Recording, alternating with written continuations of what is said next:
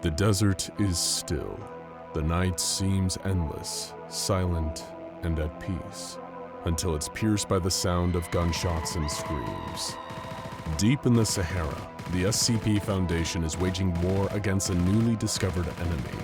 A squad of Foundation agents is retreating, trying to get away from the ones who massacred their allies. They were attempting to eliminate the threat using conventional means, but their rifles were no match for the reality-bending entities of the Kingdom of Abaddon. The retreating agents cover one another as they make their way back to the extraction point. The enemy force advances. Agents that are caught too close to the sorcerers of Abaddon disintegrate into thin air. This is not an enemy they can defeat. The SCP agents need to get back to base and relay what they have found to their superiors. Out of the hundreds of agents sent into the Sahara that night, only a handful make it out alive. They are debriefed by their superiors at the Foundation, who classified the anomalous humanoids under the highest of threat levels. The Kingdom of Abaddon is a threat. The Kingdom of Abaddon must be eliminated. Reconnaissance done prior to the disastrous mission had alerted the Foundation to the presence of anomalies in the region, but they had no idea how strong the anomalous humanoids would be. From data gathered through old reports, it seemed like the Abaddon humanoids were responsible for the deaths of no fewer than 75 Foundation personnel, and had stolen at least 12 different items from the Foundation. The leaders of the SCP Foundation tasked Research Team Omega-5 with developing a weapon that would be capable of destroying the Kingdom of Abaddon once and for all.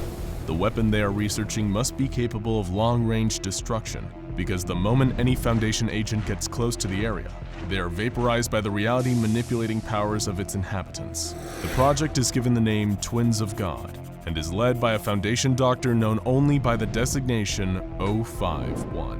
051 is popular in the SCP Foundation, well known for his in-depth research and charismatic personality, making him the perfect person to lead such a project. And 051 recently came across an anomaly that he believes holds the solution the Foundation has been looking for to defeat the Kingdom of Abaddon, Item 001. And so the Omega-5 team gets to work. They discover that the anomaly has incredible powers when put inside a host, which they refer to as an Item 001 entity, and set up a series of experiments using different people to harness its energy. The first series of tests all end in tragedy. The anomaly causes the entity it inhabits to become intensely radioactive. Anyone who gets close to it succumbs to immediate radiation sickness, and eventually, death. To stop the radiation problems, the Omega-5 research group intensifies the containment procedures. 051 receives reports from the higher-ups that the Kingdom of Abaddon has attacked another Foundation facility in Sudan. Long-range defense is needed ASAP. The administrator puts more pressure on Omega-5, and especially its leader 051, to solve the problems of Item 001 and develop a weapon that can save the Foundation. He stays awake for days on end, working tirelessly to create a safe and controllable Item 001 entity. Although there are signs that the weapon will work, it is still unpredictable. When Item 001 is initiated, the host entity becomes paralyzed, suffers severe cerebral hemorrhaging, and soon a new host is needed before testing can begin again. And that's not the only thing that goes wrong. Whenever the anomaly is put into a new host, sudden and random destruction of on-site structures and personnel take place. 051 knows, though, that if this power can be harnessed and controlled in the right way, that it could be the weapon that the Foundation needs to wipe out the Kingdom of Abaddon once and for all. In order to control Item 001, 051 has a mind kill switch implanted in its host's brains. 051 can activate the implant to incapacitate its host and immediately stop the unwanted destruction. Countless hosts are terminated by this mind kill switch in the early trials conducted by the Omega-5 team, but progress continues to be made, and eventually a hypothesis is formulated.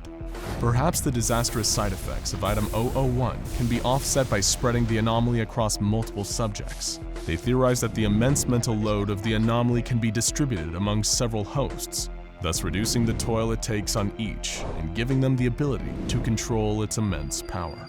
But 051 and the Omega-5 team need more data, and for that, they need more bodies. They consult with the director of Site-17, and it is concluded that the nearby town of San Marco would be an appropriate place to get the additional test subjects they require. On a quiet Sunday morning, Omega-5, along with support from a squad of armed SCP agents, storm into the San Marcos de la Vida Eterna church during the middle of Mass. They gather up a number of the younger congregants and bring them back to the site where Item 001 is housed. The researchers quickly ran through their new supply of test subjects though, and Omega-5 would need to get even more if their research was to continue. Instead of going back and forth between the testing facility and San Marcos, 051 decided to move the entire Item 001 operation to the town itself. He renames the town Testing Site 001, and Omega-5 rounds up 23 of the healthiest subjects they can find for use in the next series of research tests. A few weeks after occupying the town of San Marco, Omega-5 makes its most substantial progress yet. Just as they theorized, by spreading out the anomaly of Item 001 across a specific group of hosts, they can control its powers. The test may have cost the lives of almost everyone in the town, but the ends certainly justify the means. The Kingdom of Abaddon poses an existential threat to the SCP Foundation after all, and thanks to this research, they will soon have a weapon capable of bringing them victory. The Foundation Administrator criticized 051's methods, but can't argue with his results. Unfortunately, 051 has a dark secret, a secret that disturbs even the most hardened and loyal members of Omega-5. A secret that has to do with the Item 001 hosts. The hosts that Omega-5 has made its major progress with are not the ordinary test subjects normally used by the Foundation. No, the test subjects 051 makes his breakthrough with are children. 9 of them, to be exact, all between 4 and 11 years old. Despite being told specifically by the Foundation Administrator to only test on adults, the research required 051 to break the chain of command and follow the science down the path it led. The children are contained in a reinforced bunker where only 051 and a select few have access. They are technically alive, but are functionally brain dead. The group of 9 children share a hive mind that can process information, and more importantly, can unleash the full potential of the implanted anomaly, creating and controlling a devastating power. But not everyone is thrilled with what they've achieved. Members of Omega-5 are haunted by the screams of the children that they forced to be part of their weapons development program. They describe their merging with Item 001 as being a process that rips out their souls and replaces them with something much more sinister. In fact, all of Omega-5 regret what they have been a part of and what they've done, all except 051. The 9 children can channel unprecedented amounts of energy from an unknown origin that Omega-5 hypothesizes comes from an extra-dimensional source, which is then used to unbind atoms at the quantum level. When the right activation words are spoken, it appears as though this tremendous power gives the children the ability to annihilate anything in the entire universe. It's a gun to end all guns, and only 051 has the key to control it. The 9 children work so well with an Item 001 that Omega-5 reclassifies it to include the 9 children themselves. They are not just the entity housing or controlling Item 001, they permanently become Item 001. Once Omega-5 has a better understanding of Item 001, they begin to run tests to find out the full extent of its abilities. First, they test the distance Item 001 can reach. The initial test that Omega-5 carries out is on a steel rod placed 5 kilometers away. 051 orders the children to destroy the target. Moments later, the phone next to 051 begins to ring. When he picks it up, the observer tasked with watching the pole is on the other end. He informs 051 that the steel rod has been completely vaporized. 051 is not satisfied though. He has another pole sent out, this time placed 8,000 kilometers away from the 9 children. 051 asks the children to destroy that rod. Almost immediately, the phone rings again. The target has been vaporized. 051 smiles. The next series of tests Omega-5 runs on Item 001 are to determine the maximum size of an object that can be destroyed. The tests start out with a steel sphere, 3 meters in diameter, placed 1,000 kilometers from Item 001. 051 orders the children to destroy the object. It is instantly vaporized. 051 has seen enough small tests. It's time for something big. So he does something that will later be questioned by everyone at the SCP Foundation. He orders the 9 children to destroy a Church of the Broken God worship site in Turkey. Not long after the destruction order is given to Item 001, reports begin coming in. The worship site has been obliterated with no observable damage to the surrounding area. Deadly and precise. 051 closes his eyes and takes a deep breath.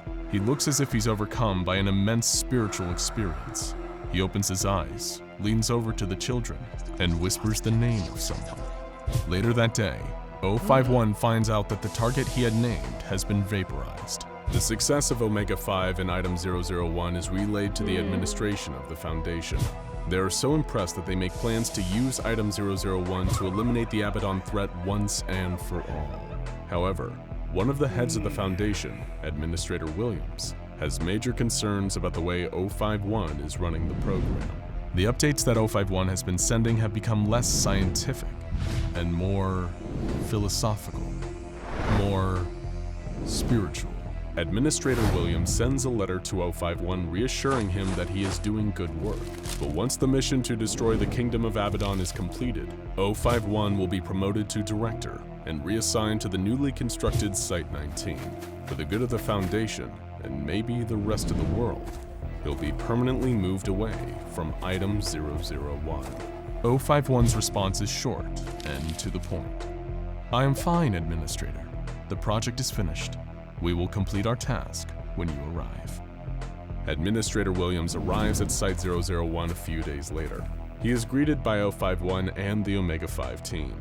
Williams can't help but notice that 051 has a strange look in his eyes. It is the look of a crazed man who has been lost in his work, and who has, perhaps, lost himself. Williams puts the thought away, though, and walks with 051 and his accompanying agents to the viewing area, where the powers of Item 001 will be demonstrated. Administrator Williams and the other agents watch from a protected viewing room as 051 enters the chamber of his new superweapon. It's time to see if their weapon that has had so much time, effort, sweat, tears, and especially blood poured into it will have been worth it. Everyone watches as 051 leans over and says the name of the Abaddon Citadel to the 9 children. All at once, they start to glow. No one observing can see what has happened in the far-off kingdom, but they know something big has happened. The administrator is thrilled, but notices something. 051 hesitated a moment while leaning over the children before standing back up. Did he whisper something else to them? And then Administrator Williams vaporizes, pulled apart at an atomic level before he has the chance to scream. What's going on?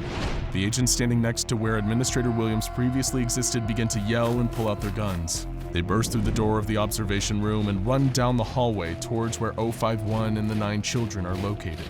The armed agents rush into the room, but 051 is gone. The 9 children are still. Over the next few weeks, 051 is reported to be seen several times by SCP agents. However, no one is able to catch him, and it appears as though other members of the SCP Foundation have also gone AWOL as well, perhaps joining him on the run. It is unclear what his plan is, but the reports from the reconnaissance team sent into the Sahara make it obvious what the result of his first command to the children was. There isn't a single humanoid or building left in the Kingdom of Abaddon. But even with this victory, the highest levels of the SCP Foundation have an ominous thought lurking in the back of their minds. Where did 051 go? And what is he planning to do next? Following the improper use of Item 001 leading to the untimely death of a high-ranking Foundation staff member, the weapon was deemed too dangerous and containment procedures were implemented. Due to the high amount of radiation they were found to emit, the 9 children were placed into lead-lined bags and buried under 50 meters of concrete beneath the Church of San Marcos de la Vida Eterna. Though all of the children continued to be functionally brain-dead, they still display signs of life despite their containment, and by order of the Overseer Council, have been classified as a thaumial entity. The smell of fire and oil fills the air. The sound of gears grinding can be heard between the explosions and shrieks of terror. A man runs out of his house, only to have his leg grabbed by a metal arm and dragged back through his front door.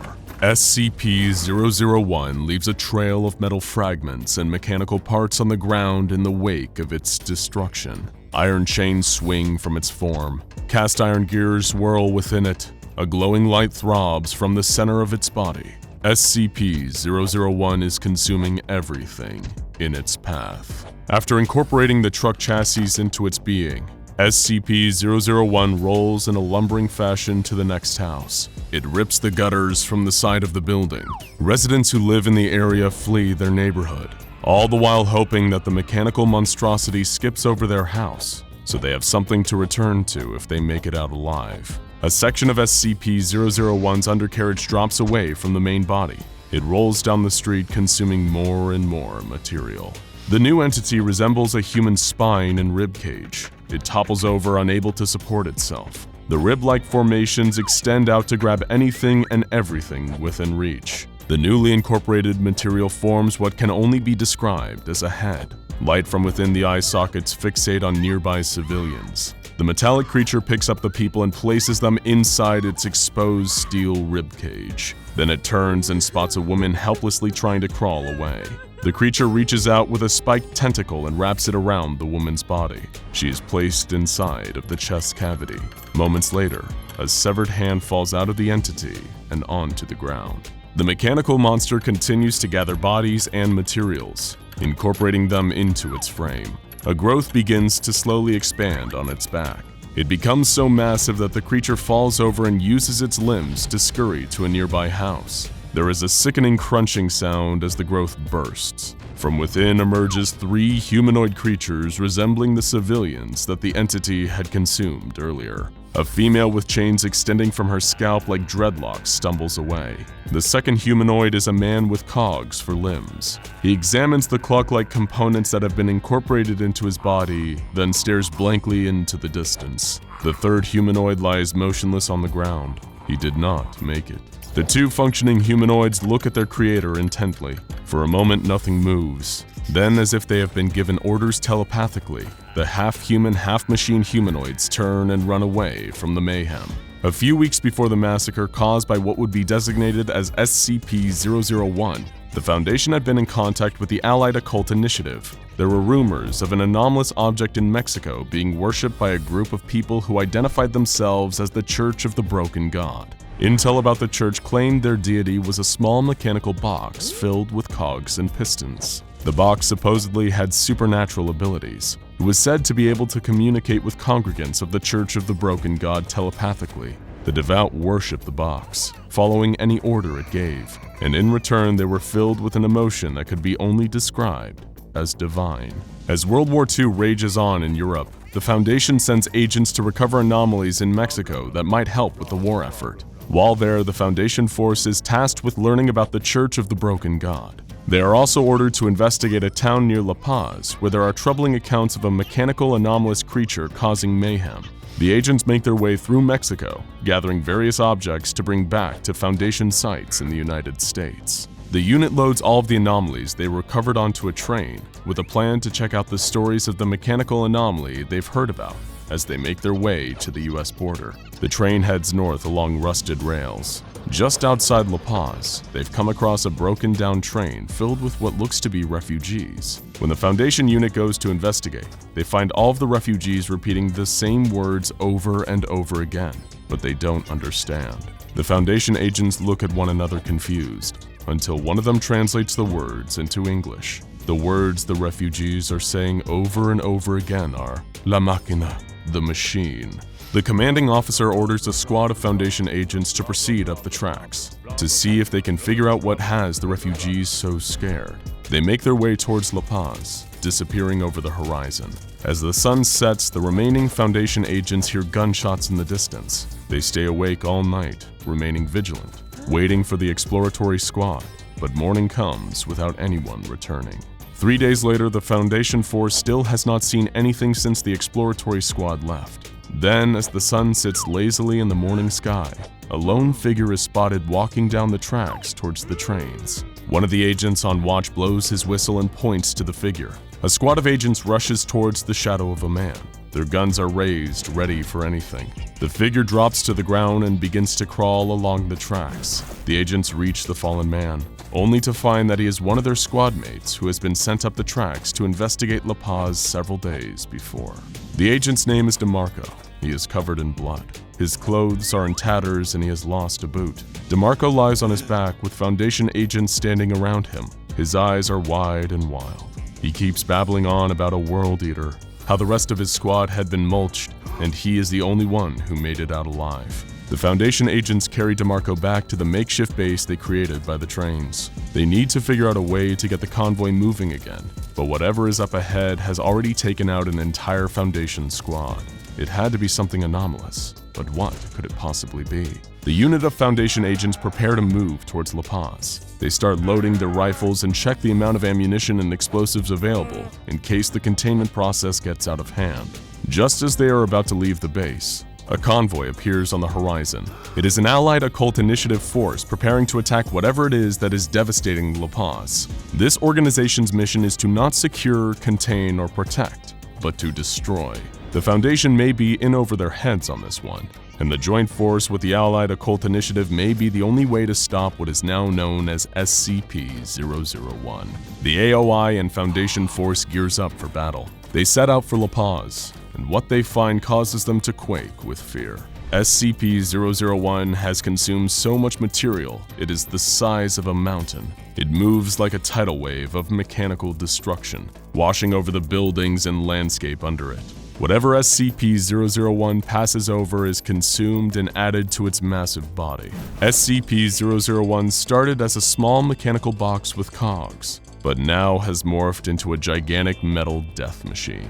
The Church of the Broken God has finally met their maker, as the small entity they once worshipped has now consumed all of its members. Their god is an all-consuming monster. The AOI and Foundation forces do everything they can to stop SCP-001 from continuing its reign of destruction. They fire barrage after barrage of bullets and explosives into the mechanical anomaly. They bring in air support to try and damage it from the skies, but nothing works. The AOI uses an artifact in their possession to lure SCP-001 to the coast of the Pacific Ocean, where a trap has been set for the so-called god.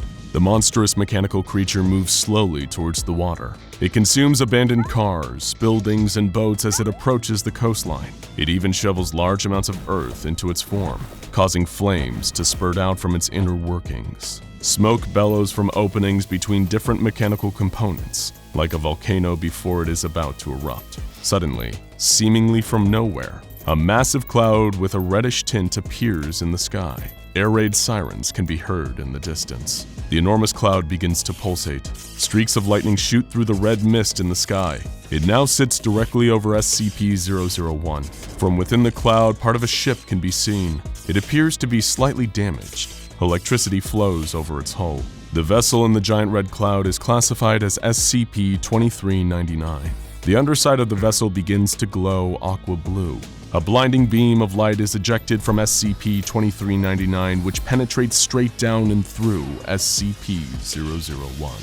For a moment, everything is still. There is complete silence. Then, as if SCP-001 is trying to reach up and grab the vessel above it, a mechanical bulge reaches out.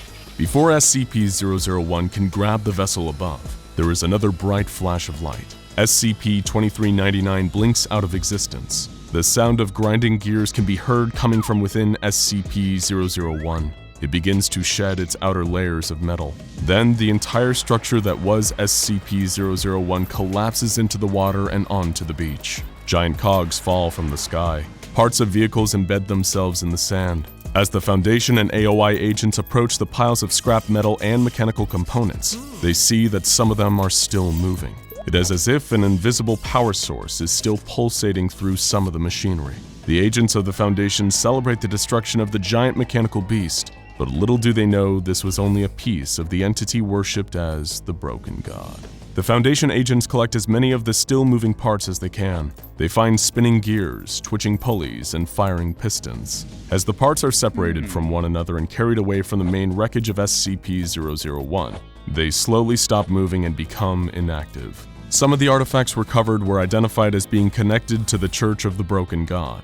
These artifacts are found closer to the middle of what was once a mountain-sized SCP-001.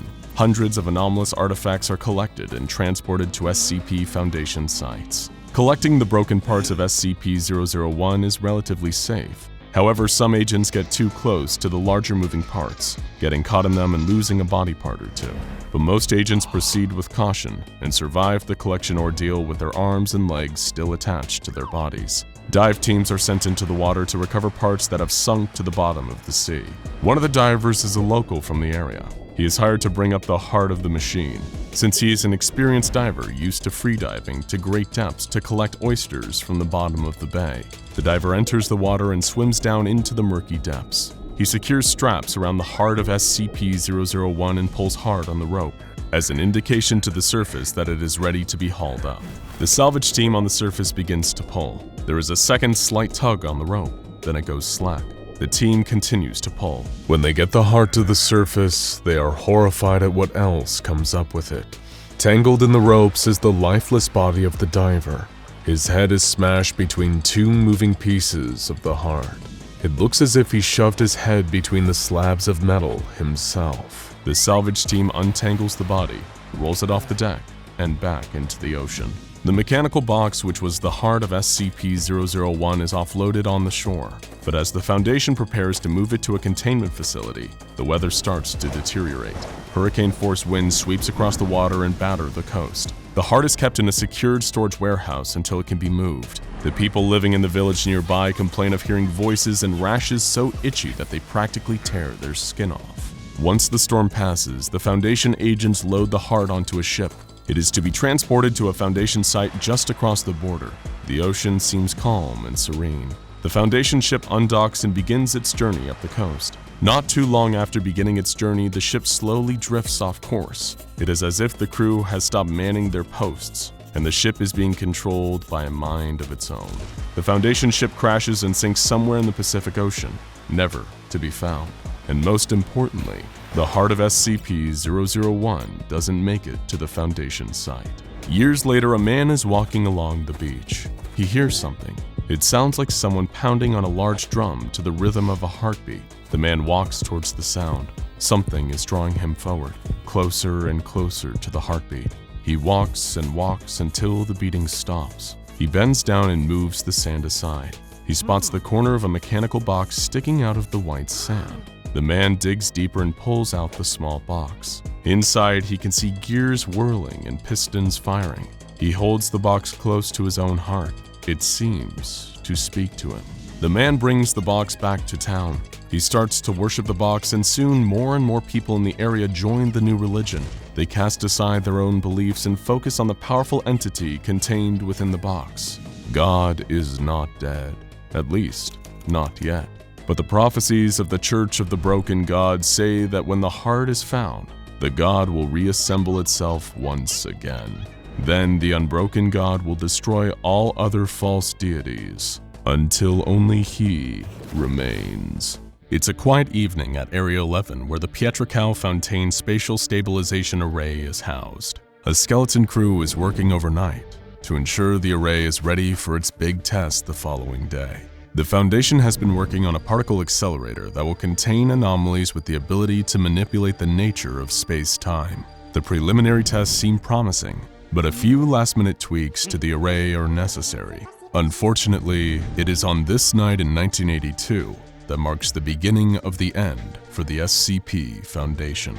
Dr. Calvin Desmond is monitoring the array, and he notices as it spools up that there are some minor power fluctuation in one of the stabilization arms. This problem is not uncommon, due to the vast amounts of energy being pumped through the array and the harmonic resonance the machine gives off, which slowly causes the coupling rings to loosen. Calvin Desmond decides that remounting the stabilization rings will be an easy fix, and it's a necessary one. He knows that if the rings fail during the actual test, the array could end up shut down for months. There is still plenty of time, so Calvin Desmond grabs his toolbox and heads down to the array. The machine is still spooling, keeping the energy flowing at a constant low rate. There is no danger at the moment, as the inside of the array is shielded from the radiation and energy pulsing through the outer ring. But then something unexpected happens. The system's primary generator begins to fluctuate uncontrollably.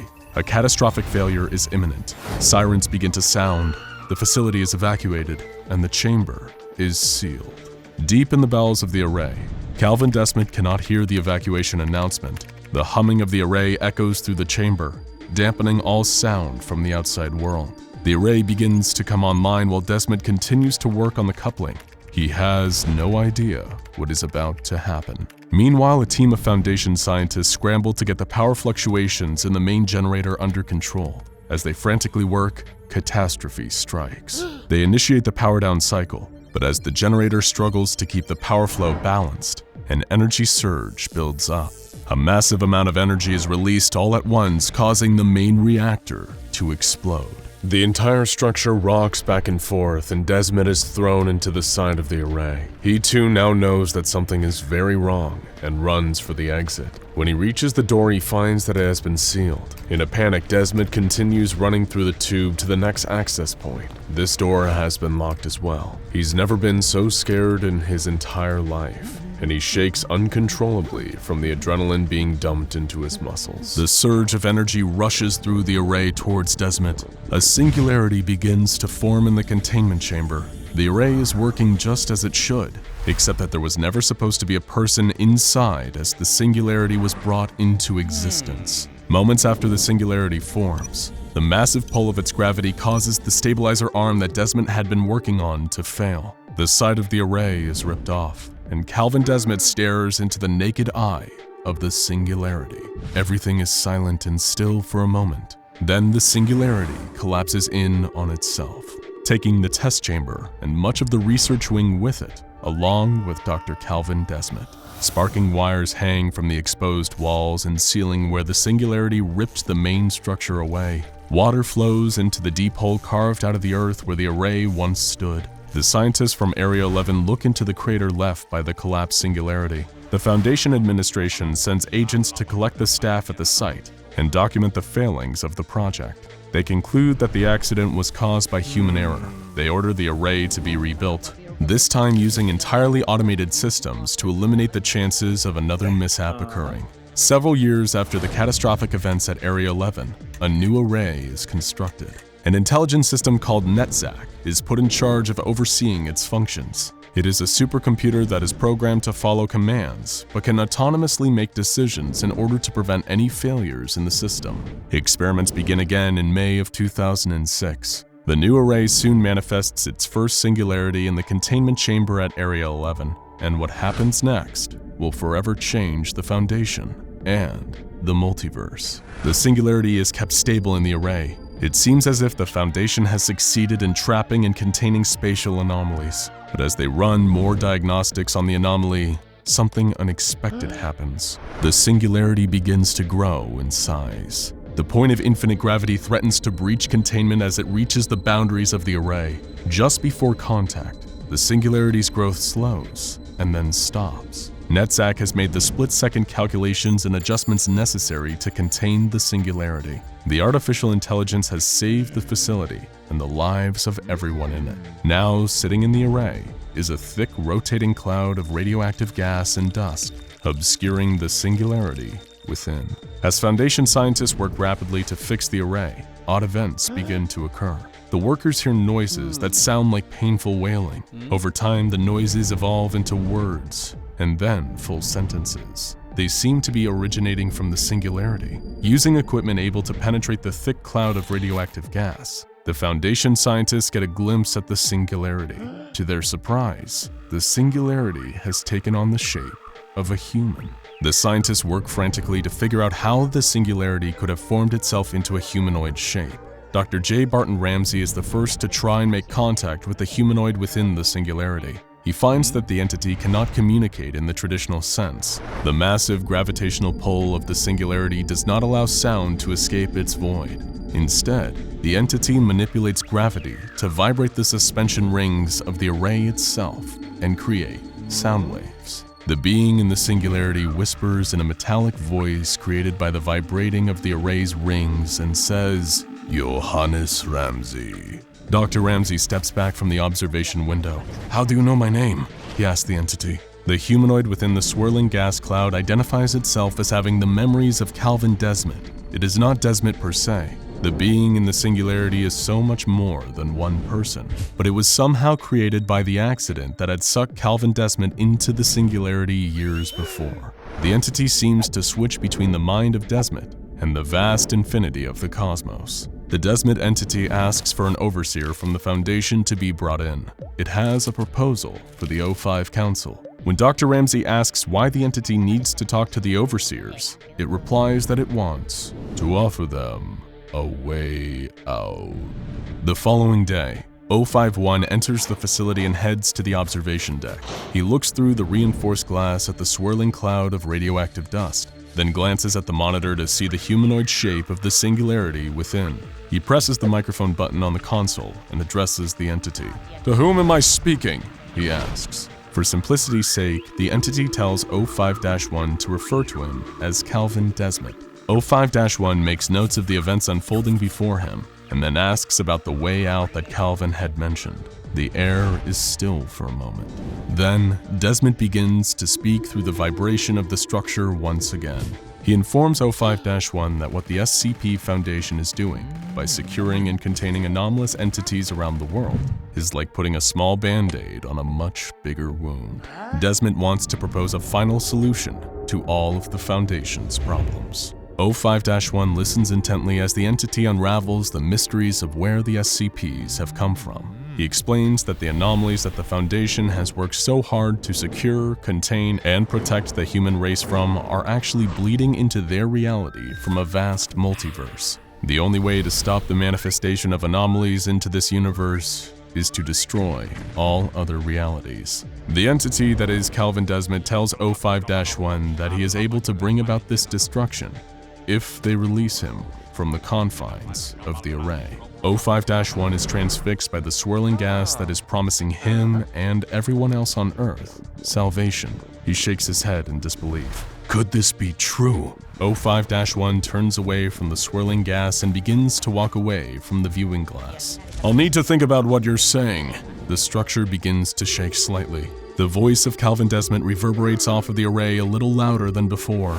Choose quickly, Overseer. Although it won't happen for decades, eventually a catastrophic SCP event will wipe out life on this planet. Perhaps not in your lifetime, but it will most certainly happen within the lifetime of your children. We will talk again soon. The vibrations slow and then stop completely. There is an eerie stillness in the observation room as O5-1 walks out. The next day, all staff members located at Area 11 are relocated to other Foundation sites and given amnestics. The O5 Council meets in a large circular room with wood paneling and no windows. O5-1 begins the meeting by telling the others what Calvin Desmet had described about the end of the world. He pauses for what seems like an eternity and tells them of Desmet's offer that he could prevent the end of the world, but at the cost of destroying an infinite number of other realities. This would mean that all the humans and creatures of those realities would be destroyed as well. Was murdering countless other beings worth it to protect their own reality? O5-1 begins to shake. He hasn't slept or eaten anything since his talk with Desmet. He's being torn apart from the inside. O5-3 stands up and addresses the council. He informs everyone in the room that independent teams have concluded research into what the Calvin Desmet entity has claimed, and they found it to be true. The world really would come to an end.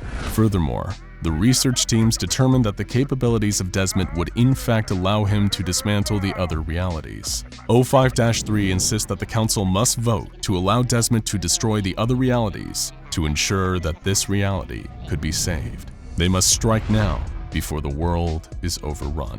O5-1 continues to shake while O5-3 breathes heavily, sweat pouring down his temples. The rest of the council shifts their gazes from side to side. It is time for a vote. There are 8 ayes to allow Desmet to destroy all other realities and 4 nays against the plan. O5-3 stands up and walks around the room, stopping behind each nay voter and putting a bullet in their head. He stops at the last, O5-9, who pulls out a gun, places it under her own chin, and pulls the trigger. O5-13 abstains from the vote and the measure passes. The remaining overseers will use the Calvin Desmet entity to save their reality at the expense of all others, and they soon head to Area 11 to execute their plan.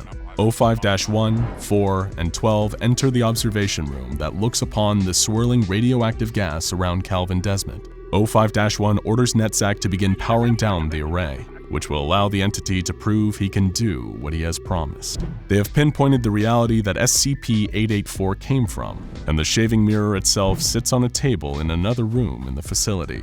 O5-3 stands in the room, watching the mirror to see if anything happens. O5-1 asks Calvin Desmond to eliminate the reality that the mirror had come from. The room shakes as the entity uses it to acknowledge the request. Moments later, the phone rings in the observation room. It is O5-3. He informs the others that the mirror has disappeared. Its reality has been destroyed, and therefore, it no longer exists. There is a sigh of relief in the room as the overseers realize that this just might work.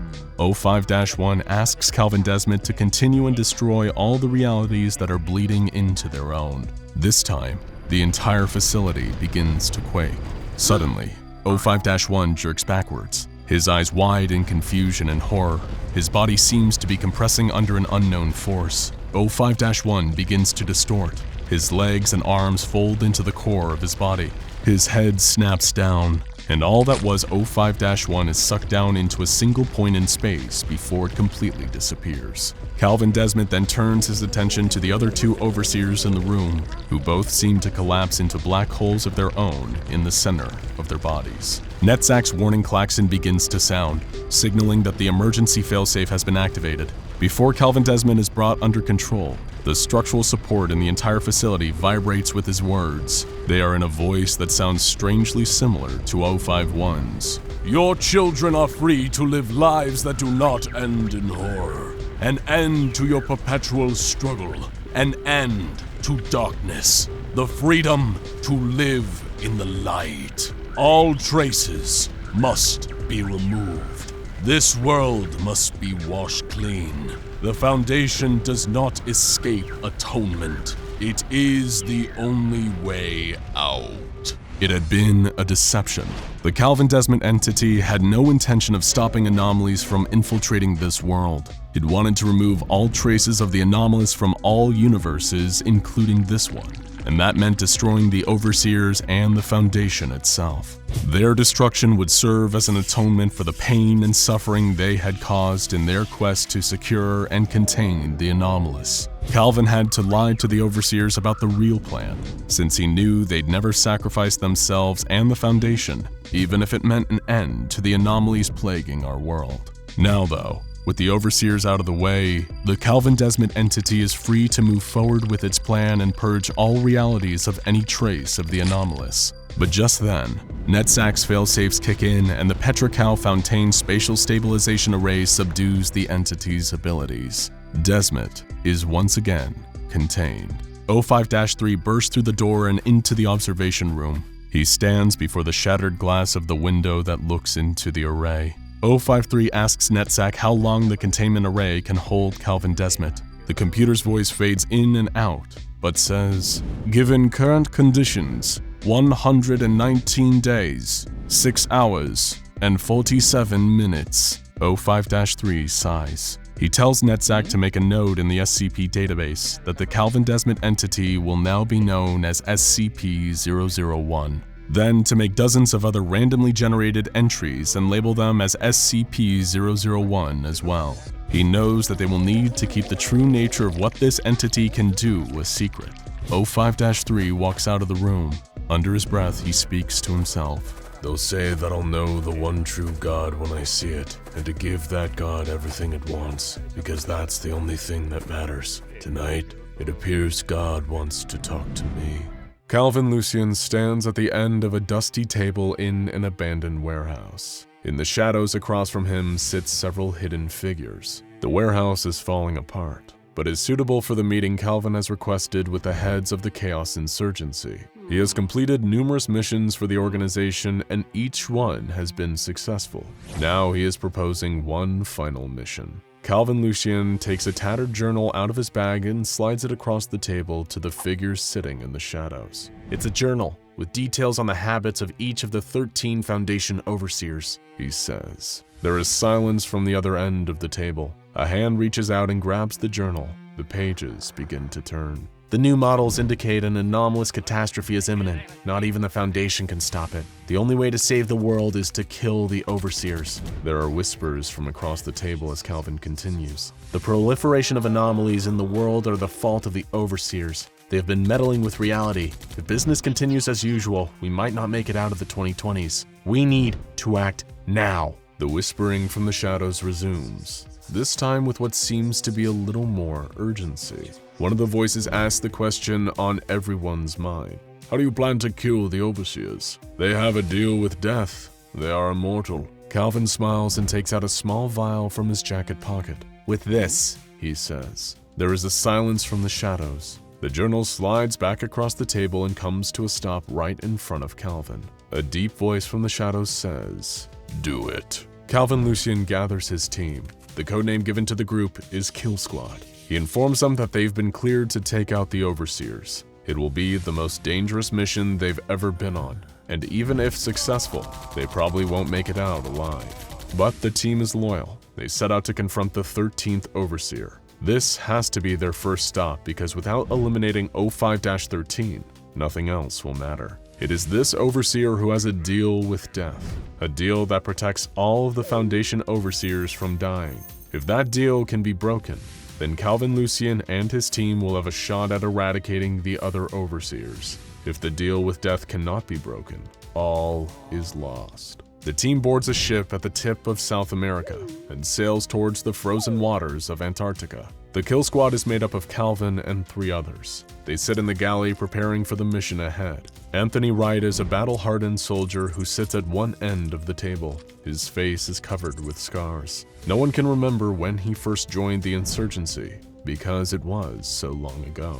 Next to him is Olivia Torres. She is an anarchist who was recruited into the insurgency after she was liberated from a Foundation site during a raid. Adam Ivanov sits staring into his computer screen. He is testing different gadgets that might be of use on the mission. He pushes his glasses up the bridge of his nose and strikes the Enter key. A long line of code begins to scroll across the screen. A siren begins to sound, informing the crew to make their way to the main deck. When they surface from the bowels of the ship, they see something in the distance. It is a giant black tower rising from the depths of the ocean like an evil iceberg.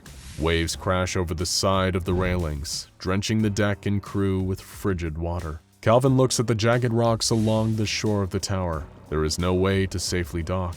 There is only one way onto the island. They know what needs to be done. Anthony waits for the next wave, then opens the throttle to full. The ship is carried towards the island on the crest of the wave. The hull is impaled on the rocks surrounding the tower, sending everything flying towards the front of the boat.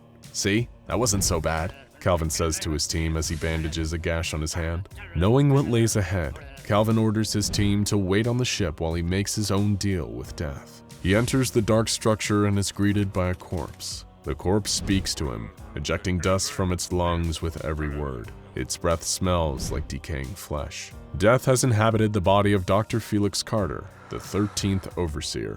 Calvin is prepared, though thanks to the notes in the journal he possesses. Without hesitating, he takes out a small bottle of liquid from his pocket and lunges at the corpse. He grabs it by the neck, tilts the head back, and pours liquid down what is left of the throat of Felix Carter. The corpse reanimates into the living Dr. Carter. Death has been removed from his body by liquid from the Fountain of Youth that Calvin had acquired on a previous raid on a Foundation site. Seeing that Dr. Carter is now alive, Calvin takes out his pistol and shoots the doctor twice, killing him. Calvin picks up the body and throws it into a bottomless pit at the base of the tower. Dr. Felix Carter's body disappears from sight. The Overseer's deal with death is now broken.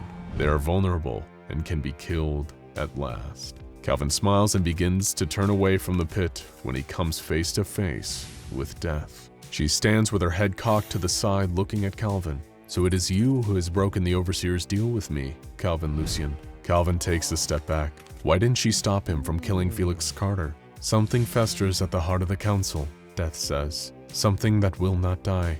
I thought that perhaps if I had a seat at their table, I could find it, make it die, but I couldn't. There are things in this world beyond even my reach, Calvin Lucien." With that parting thought, Death vanishes. The kill squad contacts the insurgency for an evac. and then makes their way to Japan, where 05-12, also known as the Accountant, has been working out of Tokyo. He is so proficient in mathematics and probability that he can actually predict the future. Everything about the Accountant's life, down to the number of breaths and steps he takes each day, is predetermined, based on his own statistical models. This poses a problem for Calvin and his team. If the Accountant can see them coming, then how can they possibly kill him? That night, the Accountant steps out of his car. He looks to the left and spots Adam. He has already predicted this man has hostile intentions. The Accountant walks directly towards Adam, and before he can react, throws the kill squad member to the ground. Then he turns slightly and adjusts his watch, sending a glare directly into the window where Anthony has the Accountant in his sights of his sniper rifle. Anthony fires, but misses, due to being blinded by the glare. The Accountant is surprised that he just barely had time to avoid being shot. Normally, he would be several steps ahead of anyone trying to kill him.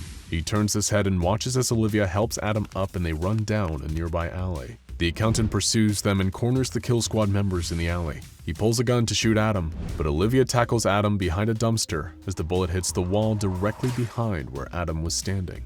The Accountant can't believe that he missed, and that he was almost tricked into being captured by the insurgency team. He senses uncertainty in his assailants' actions and runs away, unable to predict exactly what they are planning to do. The Accountant climbs the stairs to a subway station and boards the last car of the train. It is empty except for one man, Calvin Lucian. The Accountant is dumbfounded. "How are you here?" he screams. "I should have seen this coming." Calvin stands up. He uses his thumb to flip a coin into the air. On the way down, he grabs it and smacks it on the back of his opposing hand. Calvin smiles. The team has been making their decisions based on the flip of a coin, which introduced randomness into their actions that even this super advanced mathematician could not account for. "Tell me where 05-11 is," demands Calvin. The Accountant pauses, then shakes his head no. If he's going to die either way, then why give any information to the kill squad? Calvin flips the coin up in the air, catches it, and looks at it. The coin is face up. Calvin lifts his pistol and shoots the Accountant in the head. A few nights later, Olivia stands on a balcony outside of an art exhibit overlooking the city of Seattle. Anthony walks up behind her and tells her that the Foundation is defeated, but Olivia doesn't understand how. "We broke the Overseer's deal with death and killed the Accountant. There's nothing more to do. We can go back to our normal lives," he tells her. Olivia is skeptical though. What about the 11th Overseer and his ability to... Olivia's eyes suddenly go wide. She pulls out a knife and stabs it into Anthony's heart. The world around her begins to distort and fall apart. It was a false reality created by 05-11, better known as the Liar. Olivia wakes up next to Adam in a hotel room. She sits up in a bed and rubs her eyes. What a weird dream, she thinks. Then she realizes it wasn't a dream. She shakes Adam awake. Neither of them have any idea how they ended up here, but they know it must be the doing of the Liar. They had planned for this though, with Calvin having created a contingency plan. They pull out a laptop and log in to view the classified information Calvin left for them. Olivia begins to type but stops halfway through her password and looks up from the screen. Olivia pulls out the gun that rests under her pillow and shoots at him. The false reality created by the Liar falls apart around her. Olivia comes out of the previous lie and is sitting across the table from Calvin. She immediately draws her pistol and points it at Calvin's head. Is it really him? Or just another one of the Liar's games? Calvin tries to talk Olivia down and she looks around the room for inconsistencies that might tip her off that this is another lie, but doesn't find any. Olivia begins to relax. She tells Calvin that the Liar is trying to get something from her. Maybe the journal can tell them what he is looking for, as long as she still has it. Olivia nods her head and holds out her wrist where a subdermal chip with a copy of the journal on it has been placed. Calvin looks at her wrist. The world around them begins to dissipate as Calvin morphs into the Liar.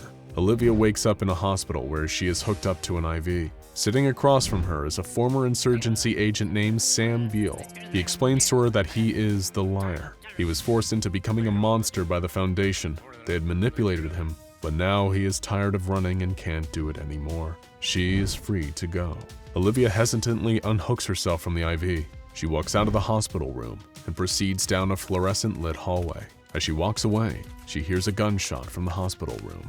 As Olivia is in the hospital, Calvin and Adam walk through a dense forest. They are searching for 05-10. The journal indicates that the 10th Overseer's identity within the Foundation is the Archivist. In the middle of the clearing are two saplings standing side by side. The void between the saplings shimmers, Calvin walks through the portal and the space begins to warp and twist around him. His vision finally comes back into focus, and Calvin finds himself in another world. Adam enters the world behind Calvin, practically knocking him over as he enters through the portal. This is the Wanderer's library, but it doesn't look anything like they expected. Instead of rows of books, the library is filled with computer mainframes, humming with the collected knowledge of how to contain anomalies, a critical backup. As the two look intently at the strange machines, a figure in a silver robe suddenly steps out of the darkness.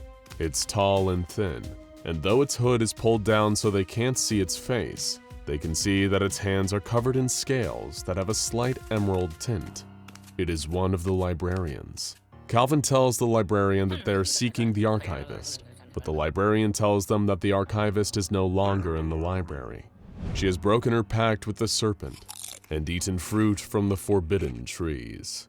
If they want to see her, though, the librarian can take them to her. Calvin and Adam follow the librarian down a long staircase, passing by countless doors filled with books, scrolls, works of art, an entire universe of knowledge.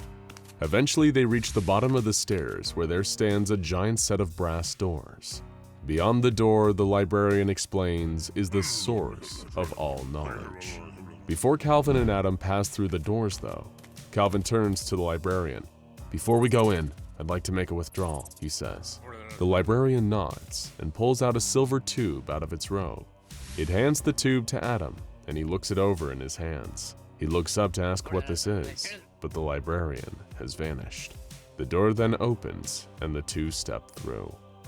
Calvin and Adam feel as if they walked through the same kind of portal that brought them to the library, and find that they have walked into a lush green valley with two trees. Sitting underneath one of them is a woman in a white dress. She is reading a book and eating a piece of fruit. "Are you the archivist?" Calvin asks. The woman nods yes, and that's all the confirmation Calvin needs. He raises his pistol and fires, but the bullet passes right through the archivist as if she wasn't there. "Do you read?" the archivist asks Calvin, seemingly not fazed by his attempts to shoot her. "I haven't had much time recently," Calvin replied. The archivist explains that she's read every book in the library. The collected knowledge of the universe is in the books, even one on how to allow bullets to pass through your body. She came here to find the secret to immortality. It's her job to document everything that happens in the world, and she can't do that if she's dead. She explains that she figured out that the fruit that the serpent forbade everyone to eat wasn't actual fruit, but the knowledge contained in the library. By having read every book, she has consumed the fruit. She no longer needs the serpent because she was the serpent. The archivist falls to the ground and begins to writhe around, contorting her body as it starts to change. She begins to elongate as her limbs seemingly disappear. The next thing Calvin and Adam know, they're face to face with a giant snake. Calvin dodges as the serpent lunges at him and Adam stands in the doorway, firing at the snake with his pistol. But just like with the archivist's human form, the bullets have no effect. The serpent coils around Calvin and begins to choke the life from him as Adam can only watch, helpless. Calvin cries out with his last breath, "The tube, Adam! Open the tube!" Adam takes the tube that was given to him by the librarian and opens the cap. A long, heavy spear slides out that looks much too large to have ever fit inside. He drops the tube to the ground and watches in amazement as it starts to transform, turning into what looks like a large harpoon gun. Adam knows what to do and places the giant spear into the gun and points it at the serpent. "You can't kill me," the giant snake says. "I've eaten from the tree of life." Adam pulls the trigger and the huge spear flies through the air, striking the serpent in the head. Adam runs to Calvin and helps him to his feet. They turn to look at the snake, but instead of the menacing creature, it's the archivist once again, pinned against the tree she once sat under, the spear sticking out of her skull. As the two stand, looking at the archivist, a tall, hooded humanoid figure steps out from behind the tree. It looks similar to the librarian, except its robe is a greenish color and it wears long black gloves. The creature pulls the spear out of the archivist, whose body slumps to the ground and hands the spear to Calvin. "Who are you?" Calvin asks, but his question is ignored. After a moment, the figure finally speaks. That spear you now hold is called the Spear of the Non-Believer. It is an ancient weapon used to kill gods. It is odd that someone in this realm gave you the spear. Even with it, I'm not sure you will be able to complete your quest, Calvin Lucian. But we shall see. There is a sudden flash of light, and Calvin and Adam find themselves transported back to the forest they had entered the Wanderer's library from. A week later, Calvin and Anthony track down 05-9, who in the council is known as the Outsider. She isn't hard to find, and it seems as if she actually wanted to be found. They find her sitting outside of her burnt-down family home. The journal had listed this as her address, but Calvin doubted that she would be here, and most he hoped to find a clue to her whereabouts. But here she was, sitting in the ashes of her home. Without turning around, the Outsider began speaking. The council just used me, you know, she says. They took away my academic career, my friends, and my life. They made me conduct research for them that compromised everything I stood for, and now here I am with nothing. The Outsider lets out a sigh. She asks Calvin if he's afraid of death. Calvin shakes his head and responds, "No." The Outsider slumps forward and Calvin walks around to face her. She is covered in blood. Her eyes move to look up at Calvin. "You're lying," she says, as she dies from self-inflicted wounds. Calvin and Anthony cross 05-9 off the list and head back to the car. As they walk, Anthony says what's been on everyone's minds the last few days. "The easy part is done. We'll only get harder from here. We know 05-8 is in his castle. I'm sure we'll get in, but I'm not sure if we'll make it out alive." "I know," replies Calvin. "But if we're going to save the world, we must eliminate the rest of the Overseers, even if it means sacrificing our own lives." They get in the car and drive off into the blood-red sunset to pick up the rest of the Kill Squad team before their next mission. Calvin Lucian leads the Kill Squad team through the mud and freezing rain. In front of them looms the fortress of Baron Lehman Hoadley, the 8th Overseer. The team has already been through a lot, from breaking the Overseer Council's deal with death by eliminating 05-13, to using the Spear of the Non-Believer to kill the godlike archivist, 05-10. The hunting of Overseers has taken a toll on the Kill Squad. 05-12 almost killed Adam, and Olivia was stuck in what seemed like an endless mind game with 05-11. The first 5 Overseers were eliminated, but the words that the 9th Overseer spoke to Calvin Lucian before she died still run through his mind. "Are you afraid of death?" Now the Kill Squad is about to infiltrate one of the most heavily guarded facilities in the world to eliminate the 8th Overseer. Upon reaching the castle, the team is surprised to find the structure is in ruin. No one is supposed to know the location of 05-8 though. The fortress was supposed to be practically impregnable. They storm the castle of 05-8 all the same. The journal Calvin possesses that contains information about the members of the SCP Foundation's powerful 05 Council identifies him as a former industrialist named Baron Lehman Hoadley. With his vast wealth, Hoadley funded the Foundation at the start and was considered the unofficial leader of the council in its early days, with immense control over the actions of the organization. The Kill Squad makes their way through the dimly lit hallways of the castle. As they turn the corner, they are surprised to find the charred remains of Baron Lehman Hoadley's bodyguards. It seems that someone or something has gotten to Hoadley before they could. The team makes their way to the main chamber and breaches the door. Laying by a still-lit fireplace is 05-8. The Kill Squad scans the room to make sure the killer isn't still in there with them. Adam walks over to the body and examines it. He quickly realizes that Hoadley hasn't been murdered at all. He sees that Baron Hoadley's body has been drastically modified using anomalous technology. The Overseer used his immortality to modify almost every part of his body to make himself stronger. Unfortunately for Baron Hoadley, when the Overseer's deal with death was broken by Calvin, the modifications to his body slowly tore him apart. His regular body could no longer support all of the modifications, and what once made him practically invincible became the very thing that destroyed him. The team leaves the castle and crosses 05-8 off their list. On their way out, Adam pulls Calvin aside. He has the feeling that Anthony hasn't been completely honest with the rest of the team.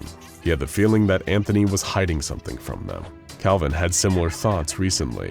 He pushes Anthony for more information about his past, and Anthony reveals that he's over 100 years old. The vial of water from the Fountain of Youth that Calvin has was not the only one. Early in his career with the insurgency, He had confiscated other vials from a Foundation site. His squad drank the water and it extended their lives. He asks Calvin on what he plans on doing with his water from the fountain. "I'm going to destroy it," Calvin tells him. Anthony agrees with this plan. Once you drink from the Fountain of Youth, you may extend your life, but a part of you dies at the same time. Vibrancy of the senses disappears, leading to a seemingly shallow life. If Anthony could go back and do it again, he never would have drank the water. Calvin receives intel from the insurgency that the 7th Overseer is in a small town in Cambodia. The kill squad makes their way to the village and surveys the area, hoping to get a glimpse at the Overseer, who is codenamed Green. As the team conducts reconnaissance, Anthony tells them that he thinks the mission is a setup. It is too remote, and there are so many unknown variables. But Calvin is convinced that this might be their only chance to kill Green. Since Green arrived in the area, there has been non-stop chaos. She has destabilized the local governments, and now the area is in an all-out war. The team weaves through narrow passageways between houses and buildings, trying to make their way to the central compound where Green is located. Suddenly, a mob starts to form. They are getting closer and closer to the team. In a quick decision to avoid being seen, Calvin orders everyone into a nearby building. Before Anthony can follow, the mob rounds the corner. They spot Anthony, and he's forced to flee. Calvin, Olivia, and Adam watch as the mob chases after Anthony, but they have to keep moving. Calvin knows that Anthony can take care of himself, and they are too close to their goal to stop now. Calvin slowly opens the front door of the house they are hiding in and peers out. The coast looks clear, so he signals Olivia and Adam to follow him. Before they can step out into the street, a gas canister enters through a cracked doorway. The room fills with sleeping gas and the team passes out. When they are awake, they are tied up in a large room with marble vaulted ceilings. 05-7 is standing in front of Calvin. She smiles wickedly while holding a knife. She compliments Calvin on what he and his team have been able to do so far. No one believed they could pull off even a fraction of what they have. But now she has an offer for Calvin. She points towards Adam and Olivia and tells Calvin he must choose one of them to die. If he doesn't, she'll kill the leader of the rioters and plunge another part of the country into chaos. "Screw you," is Calvin's response. "Very well," utters Green. "Have it your way." She assassinates the leader being held in her compound, then turns back to Calvin. She now threatens to torture his team until Calvin makes a choice of who to kill. Green slashes Adam's cheek with her knife as Calvin screams for Green to leave his team alone and torture him instead. Green just smiles. "I'm going to enjoy killing your friends while you watch, as you have killed so many of my overseers on the council."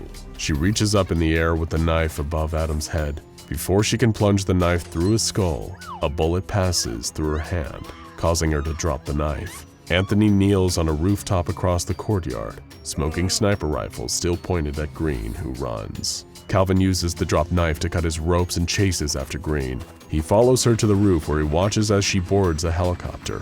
The aircraft lifts off as Anthony fires at it from his original position, but does no serious damage. In the plaza below, the mob that has separated the team earlier becomes restless. There is complete chaos and someone fires a rocket at the fleeing helicopter. The rocket hits the tail of the aircraft, sending it crashing into the plaza full of rioters below as the crowd flees from the scene.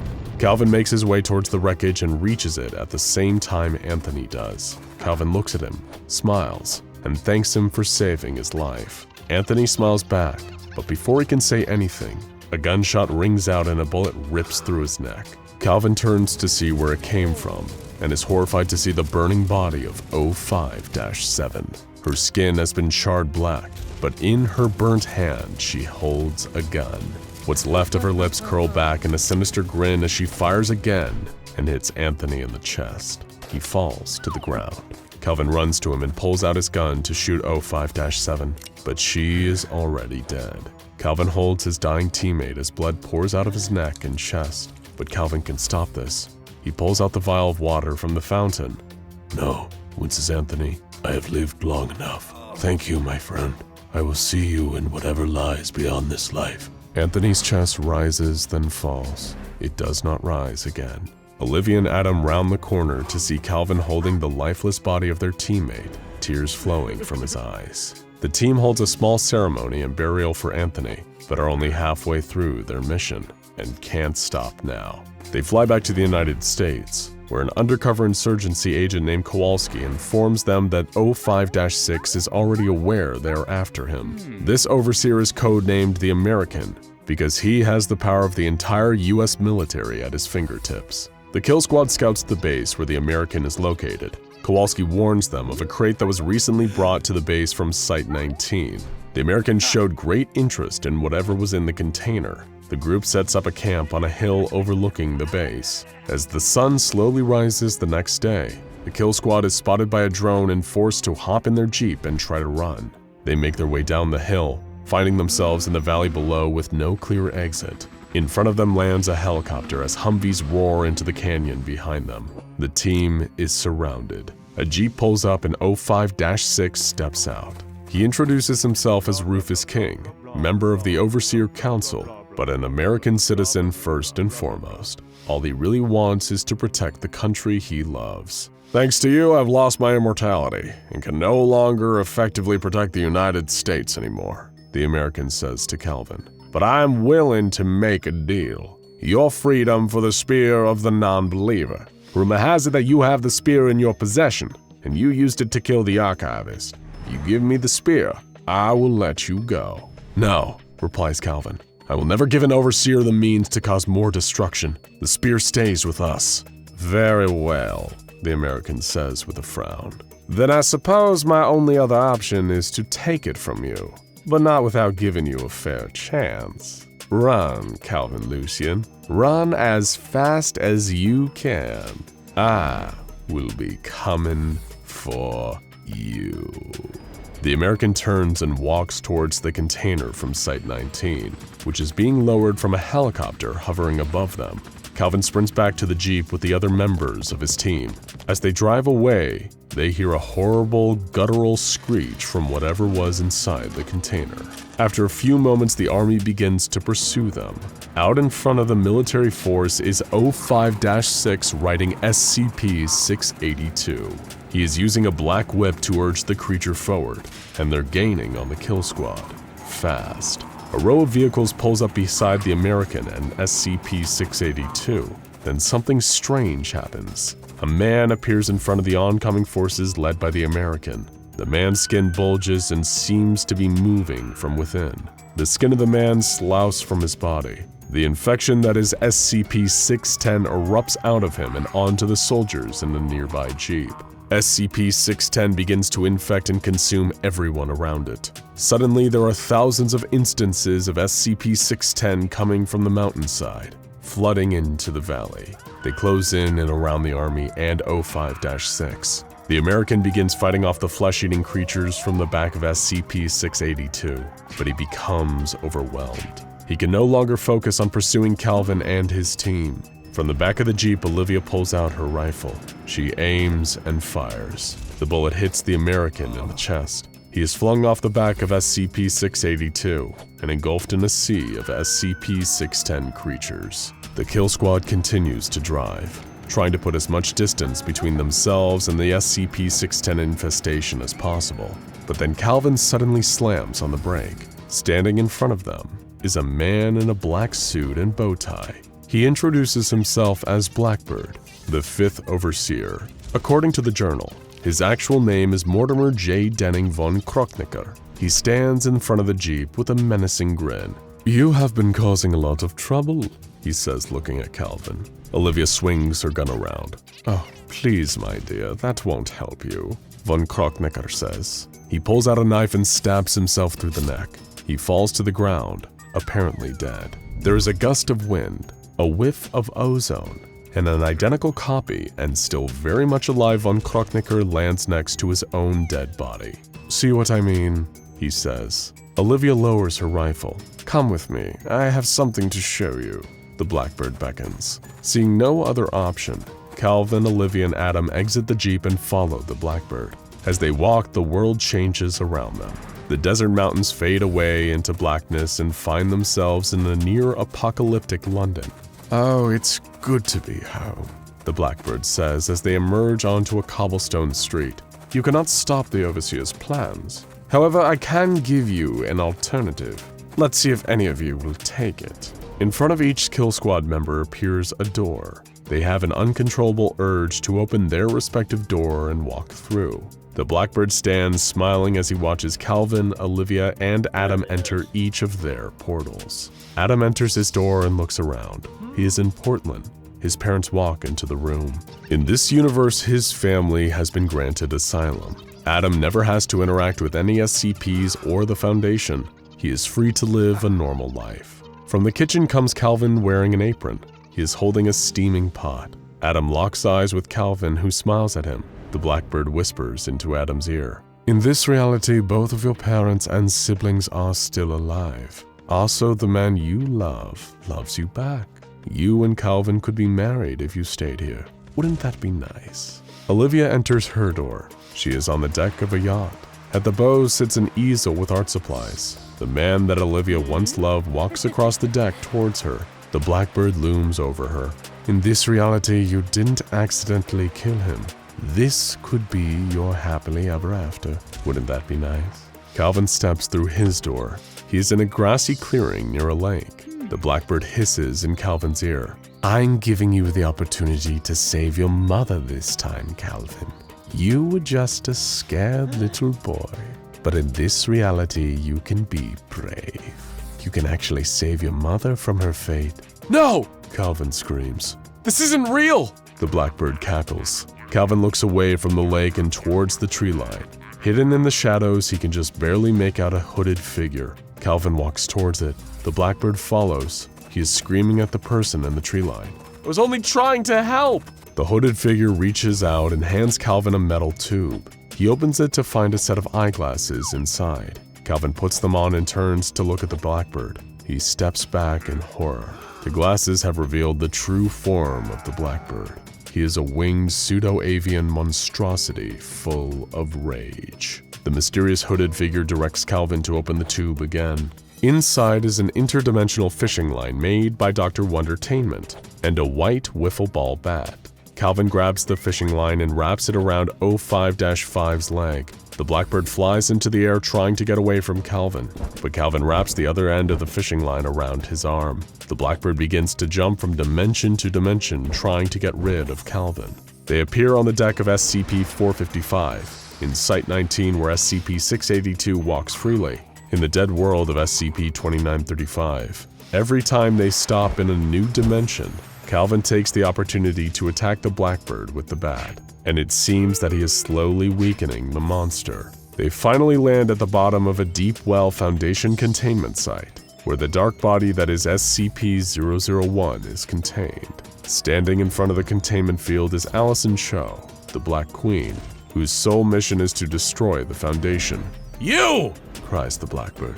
You are the one who has been helping Lucien! The Black Queen nods her head. Yes, I have been helping Calvin Lucien to eliminate you and the other overseers. The Foundation must fall. You are nothing! You cannot stop me! I am the Black King! Screams 05-5. Allison Cho sighs. She pushes a button on the panel next to her, shutting down the array containing the dark body. Out of the cloud of dust appears SCP-001, a massive black creature who seemed to absorb all light. No, stop! Shrieks the Blackbird. SCP-001 does not move, but the room begins to shake. The Blackbird continues to scream as his body folds in on itself, until he is reduced to a single superheated point, and then blinks out of existence. Allison Chow then reactivates the containment array, sealing 001 away once again. I will return you to your reality along with your friends, says the Black Queen. But perhaps our paths shall cross again, Calvin Lucien. There is a bright flash of light, and Calvin finds himself on a private jet sitting next to Olivia and Adam.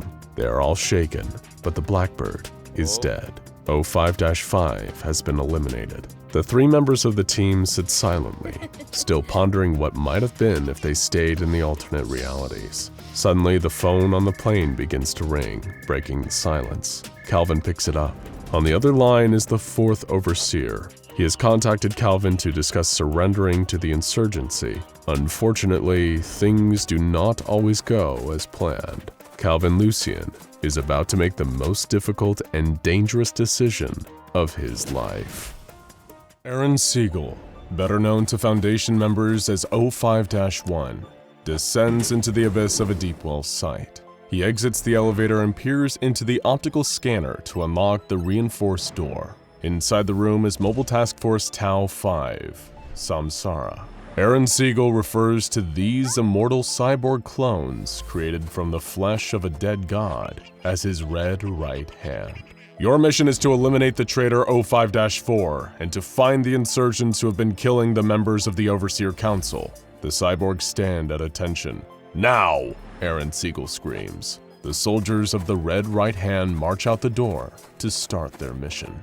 Aaron Siegel pauses for a moment and then slams his fist against the wall in frustration. He has lost 9 Overseers to Calvin Lucian and his Kill Squad team. They have been somehow overcoming the odds each time and eliminating each Overseer they track down.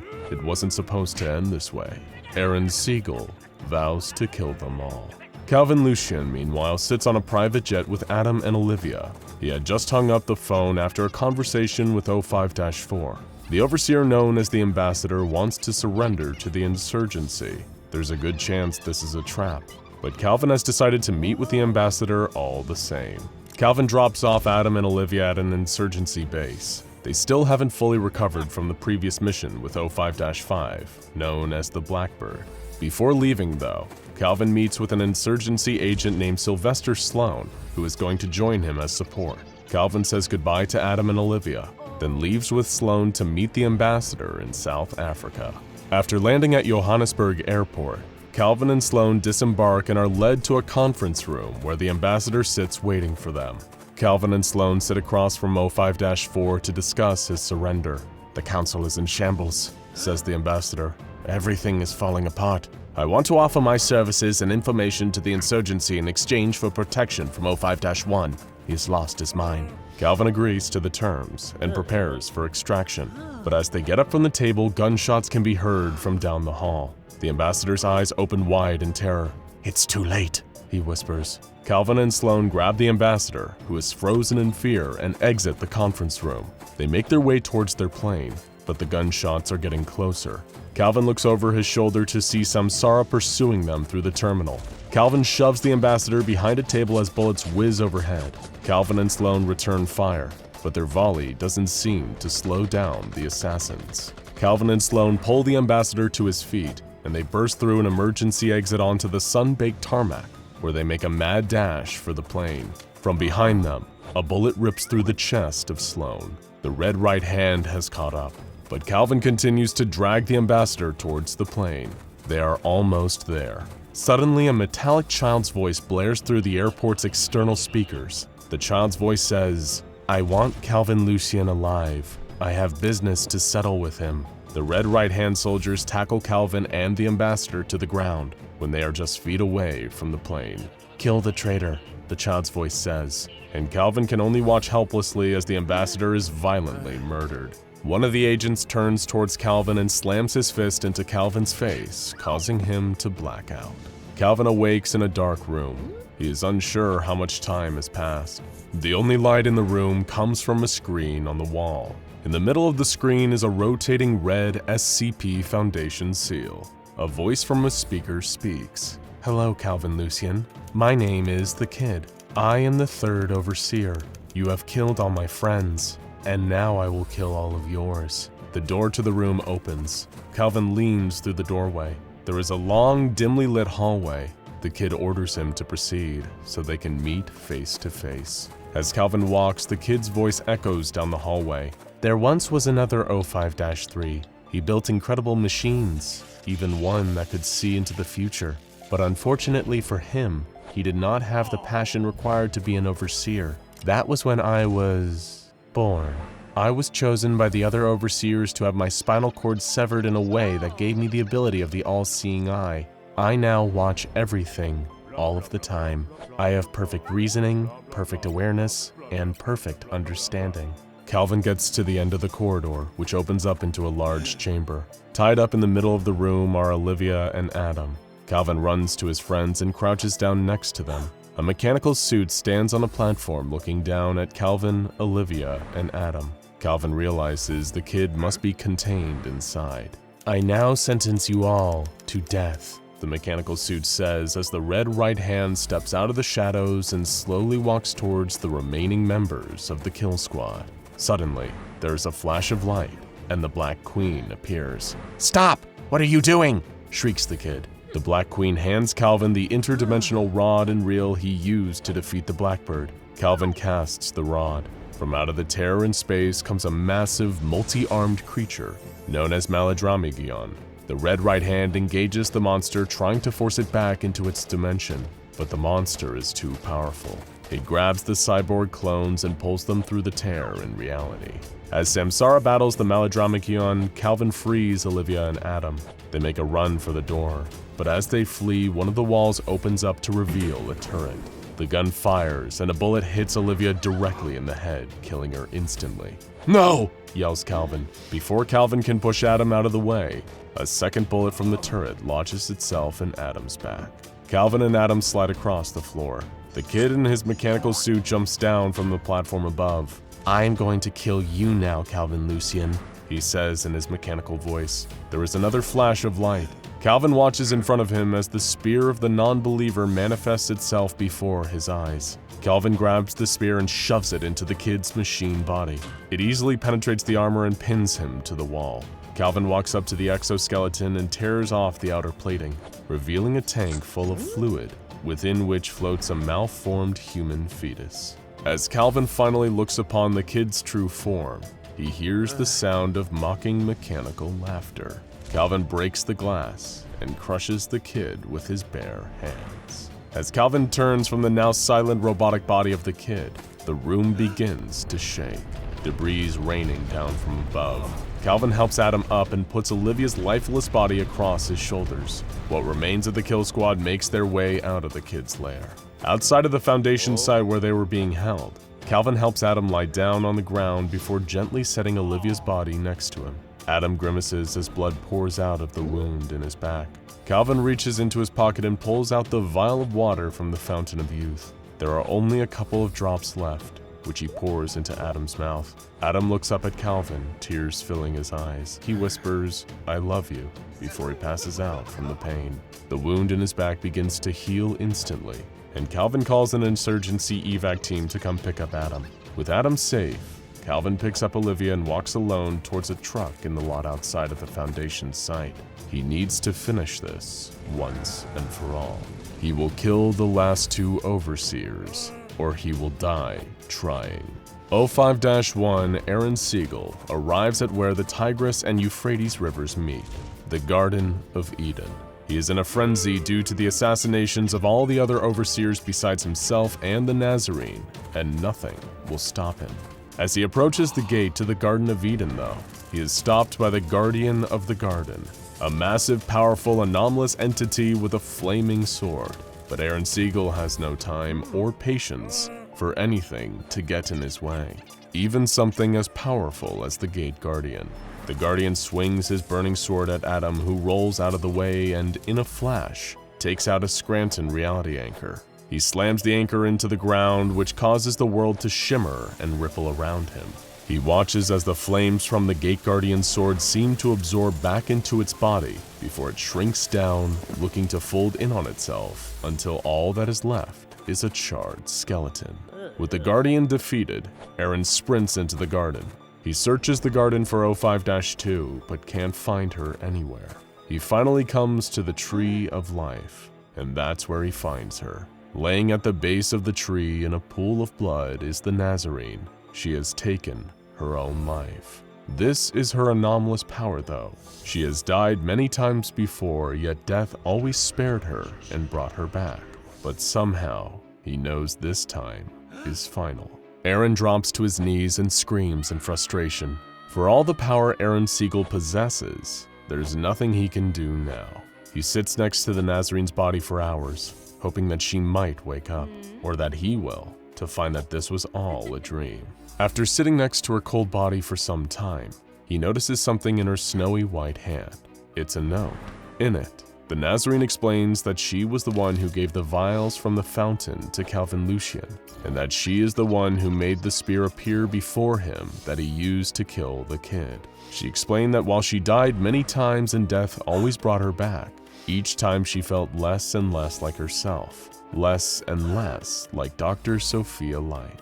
She hoped that maybe if things ended up like this, it would give Aaron the chance to walk away and live the life that they might have been able to have together. But she knows deep down that Aaron's fate is to meet Calvin and finish things once and for all. Aaron Siegel screams in rage, clutching the node in his hand. He tries to summon death, but no one comes. Aaron Siegel is alone. He stands up and walks deeper into the garden. He walks until he reaches a spot where even God's light does not reach. In this desolate land is an impact crater where Lucifer, star of the morning, had fallen.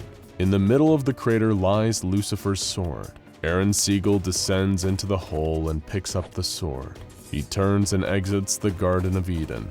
Aaron Siegel has only one mission in life now: to kill Calvin Lucian. Calvin reads the final entry of the journal. In it, the author warns that although he hopes the information contained within the journal is helpful, he hopes the reader does not try to use it. The words written on the final page are, "This information will only lead you to a devastating end." Calvin closes the journal and looks up at the structure in front of him. He has made it to Site-01. He had left Olivia's body in a cave nearby, promising to her that he would make this right. He now walks up to the massive doors and places his hand on the knotted wood. The doors slowly creak open. Calvin pauses for a moment and looks behind him at the setting sun. He enters Site-01, where he knows 05-1 is, where Aaron Siegel waits. Inside the main hall, Calvin sees a giant doorway in the shape of the SCP Foundation seal, with artistic depictions of certain SCPs that he instinctively knows are special in some way. Standing next to the doorway is a 2-meter-tall man in what looks to be a futuristic suit. Calvin approaches and asks who this giant man is. He responds that his name is Purpose, the Red Right Hand. He is the guardian of 05-1, and none shall enter the sanctum until he returns. "He isn't here?" asks Calvin. "No," Purpose responds. "He is." And with that, he steps aside and lets Calvin pass through the doorway. The doorway leads into a large room where screens on the wall flash to life depicting moments from Calvin's journey, documenting his entire quest. Had he been in control at all? Or was this all a setup to lead him to this moment? As he walks forward, he finally sees him. Sitting at a table in the middle of the room is Aaron Siegel. "You're 05-1? Calvin asks. "Aaron," the man responds. "My name is Aaron." Calvin asks about the location of the second overseer, the Nazarene, but 05-1 doesn't respond. Without needing any more information, Calvin pulls out his sidearm and in a flash fires off 5 shots. The bullets stopped in the air, inches from Aaron, before dissolving in a flash of light. Calvin should have known it wouldn't be this easy. "Stand up, Aaron Siegel," Calvin calls up as he holsters his gun. "Let's finish it." Calvin pulled the spear of the non-believer from his back, but Aaron's only response was to laugh. "You don't even know why you're here," Aaron said. Calvin calls back, "I'm here to kill you, because when I do, I kill the Foundation. Because when you're gone, the universe can finally heal. You're like me, Calvin Lucian. We are both men driven by our own convictions, regardless of the outcome. It would seem fate has brought us together. Now either your convictions will be broken or you will die," says Aaron Siegel. He then draws Lucifer's flaming sword and lunges towards Calvin Lucian. As the two men clash with one another, their supernatural weapons begin to destroy the room around them. Furniture is shattered, video screens are obliterated, and fire spreads across the walls. Aaron catches Calvin off balance and swings the flaming sword across Calvin's stomach. Calvin slides back from the impact, hunching over from the pain in his midsection. He brings his head up to see Aaron Siegel running towards him with the flaming sword high in the air. Calvin brings up the spear. From his knees, he leans back and launches it towards Aaron Siegel. The spear enters the final overseer's chest, the force from the throw pinning him against the wall. Aaron Siegel drops Lucifer's sword. It shatters as it hits the ground. He clutches the shaft of the spear protruding from his sternum with both hands. 05-1 looks at Calvin unbelievingly. You have no idea what you've done. It was never about the Overseers, Aaron Siegel says, spitting out blood with every word. It was something deeper, something worse. Calvin walks slowly towards Aaron Siegel. He stops just in front of his final enemy. This is the way it ends, Calvin says. Aaron Siegel manages to whisper one final word, Sophia, before his body finally goes limp. Calvin turns to see Purpose standing behind him. He's dead, Calvin says, half to Purpose and half to himself. I killed him. After a moment, he asks Purpose what he really wants to know. There's a room in this facility where someone could unmake the Foundation, right? Take me there. Without any hesitation, Purpose leads Calvin back to the room with depictions of important SCPs. There, Purpose opens the door to an elevator, but stops Calvin before he can get inside. I am duty-bound to tell you, Purpose says, that once you step inside this elevator, there is no going back. There is only one decision to be made, and it is not one that can be unmade. I know, Calvin responds. It's time. Before stepping inside, the elevator opens a door to reveal a room filled with bookcases and a huge window offering a beautiful view of the sun setting behind the mountains. On the wall are monitors depicting the ways he had killed all of the Overseers, and in the middle of the room is a large desk with a computer. Calvin sits down at the desk and the computer comes to life. The computer prompts him to scan his fingerprint, which it accepts. He's logged in. The computer screen displays numerous locations around the planet, and he quickly recognizes that they are all SCP Foundation sites. Then he sees the single option the computer is giving him, terminate. Calvin reaches out with his finger. This is it. Once he presses this button, the SCP Foundation will be no more. His finger is millimeters from the button when the phone rings. Calvin hadn't even noticed that there was a phone on the desk. Calvin stares at it for a moment, then picks it up. Hello, he says. The voice on the other line responds. Hello, Calvin Lucian. My name is the Administrator. I've been following your work for some time now, and I must say I am impressed. I have just been informed that you have completed your mission. Congratulations are in order. What the hell are you talking about? Calvin asks. Please listen, says the voice on the other line. The man you just killed was once in the same exact position you are in now. Granted, it was a very long time ago, but Aaron Siegel originally was trying to destroy the Foundation. That was until I convinced him otherwise. And now, like Aaron Siegel, you will become the new head of the Foundation. Like hell I will, yells Calvin. I could hang up and walk away right now and be done with all of this. You could, continues the Administrator, but if no one is in charge of the SCP Foundation, millions of people will die, if not billions, and then nobody would be there to manage what comes after. There is silence from Calvin. That's what I thought, says the Administrator. I look forward to working with you, Calvin Lucian. Or should I say, 05-1. The line goes dead.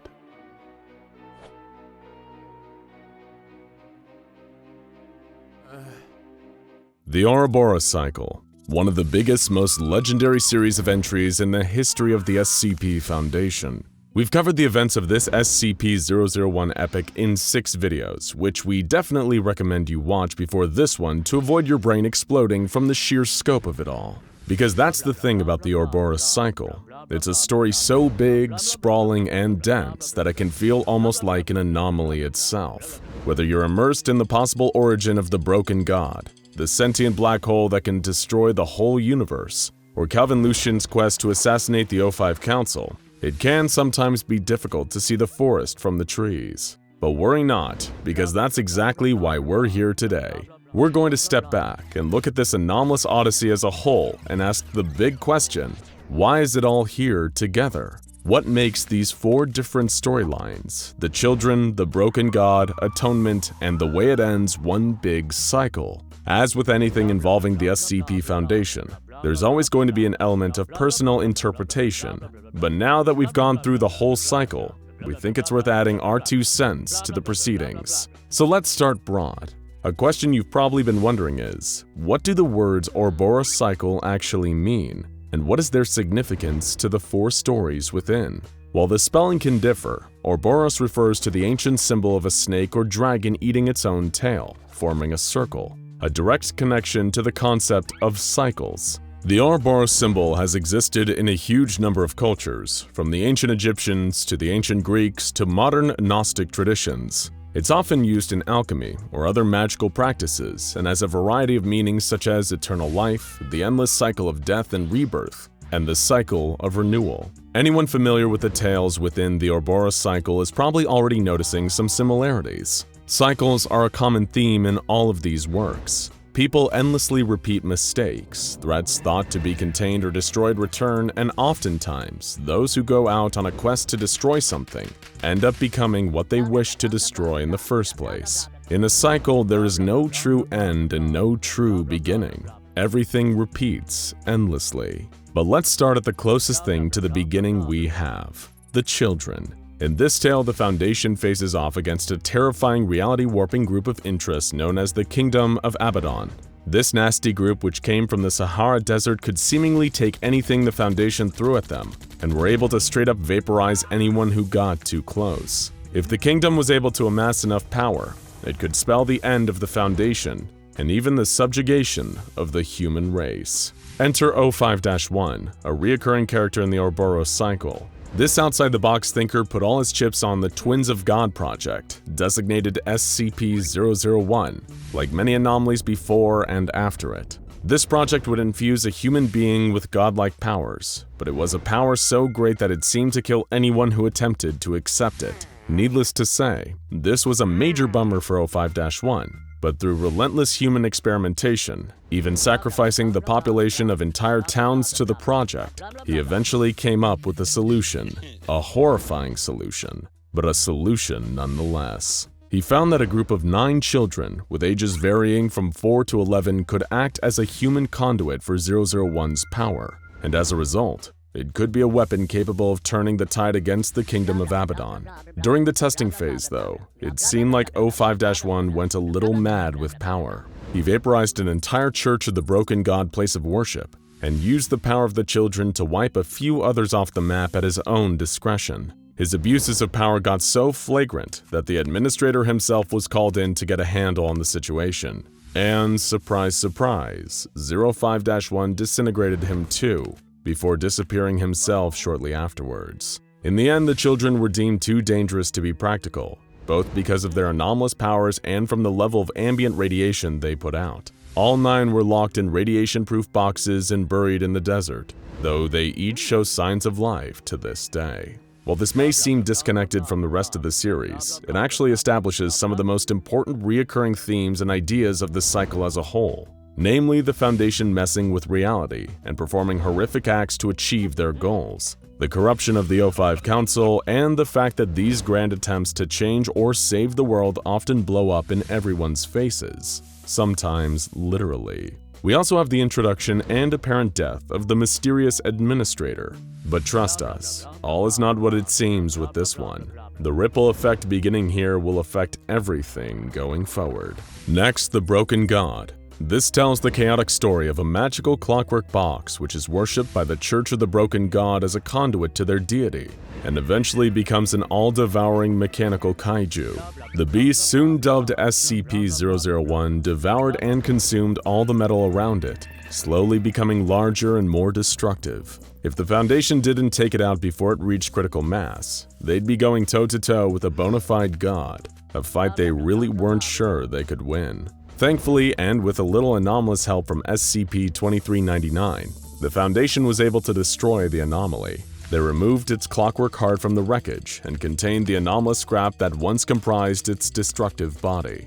However, the Foundation soon realized that you just can't keep a good god down. The clockwork heart eventually evaded Foundation containment while being shipped to a secondary location, and instead ended up in a small town. Here it began to influence the minds of the residents into more subservient broken god cultists, intent on building him back up to his former glory. It'd be easy to discount the broken god as an outlier, seeing as the Foundation came out looking much better here than they do in any of the other Ouroboros tales. But when you look carefully, its place in the overall cycle is clear. The entry ends the way it begins, with the heart of the broken god influencing humans to carry out its bidding. The Foundation had to intervene in between these two instances, but in the end there was no net loss to the broken god itself. In a sense, the Foundation is doomed to encounter the same problems again and again, continually defending the world from the same anomalous threats. And the Foundation needs to succeed every time to maintain peace and normality. A major anomalous threat only needs to succeed once to drag everything into disarray. In many ways, that is the curse of the SCP Foundation. Speaking of major anomalous threats, now it's time for part 3 of the Ouroboros Cycle, Atonement. Once again, we start off with the Foundation meddling with cosmic scale powers with the creation of the Area 11 Pietrocal-Fontaine Spatial Stabilization Array. Try saying that 3 times fast. That was a machine so powerful, it was capable of creating a singularity, though what it actually ended up doing was turning Dr. Calvin Desmet into an abomination. More specifically, into a kind of immensely powerful humanoid black hole, whose powers were only restrained by the very machine that created him. Think of him as kind of a malicious Dr. Manhattan from Watchmen. This new entity, dubbed SCP-001, presented a grim prophecy and an ominous offer. He told the O5 Council that anomalies were leaking into their universe from other realities, and soon the anomalous threat would destroy them all. His offer was to, upon his release, wipe out the rest of the multiverse entirely, leaving only our reality free from anomalous threats. Unsurprisingly, it was O5-1 that was most interested in this offer, so much so that he held a vote and murdered everyone who voted against the decision to release SCP-001. Having built his consensus among the survivors on the Council, O5-1 let SCP-001 out. Unsurprisingly, this turned out to be a terrible decision, as one of his first acts upon being freed was to kill the members of the O5 Council that had just voted to release 001, saying that they themselves were anomalous and needed to be purged to atone for their past sins. The only survivor was a member of the Council who abstained from the vote, who was able to recontain SCP-001 inside the Pietrocal-Fontaine array, for now. Once again, the thematic connections to the rest of the Ouroboros Cycle is clear. We have a world-ending anomaly held off, but only temporarily, buying time before the cycle inevitably continues. We have the Foundation abusing its power and signing off on the death of countless people in other dimensions. And, of course, the O5 Council stepped out of their bounds and actively warped reality, just like they had with the children before. Their chickens truly come home to roost, though, in the final part of the cycle. Appropriately named The Way It Ends, this piece chronicles the story of Calvin Lucien and the Kill Squad, an elite group of 4 Chaos Insurgency soldiers with one goal: assassinating the entire O5 Council, 13 of the most powerful people in the world. Why? Because they've been messing with reality itself time and time again, and it's getting to the point that their selfish meddling could finally destroy everything. And given that we've already seen it happen with the children and the entity that Dr. Calvin Desmet became, it's hard to disagree with them. What follows is one of the longest and most complicated tales in all of the Foundation, as the Kill Squad systematically encounters and kills each insane, anomalous member of the O5 Council.